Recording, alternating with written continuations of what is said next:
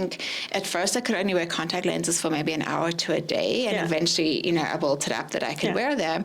And then, of course, when middle age hit and I was told I needed those progressives and glasses, it was a real hard hit, right, to your self-confidence to get the glasses, get that prescription.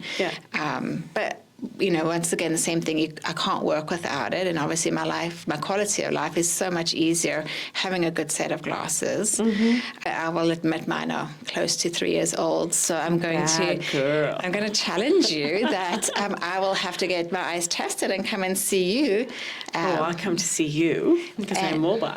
Oh, okay. So mobile means you'll come and see me, and then we can do it at the hearing clinic and book you in for your hearing test at the same time.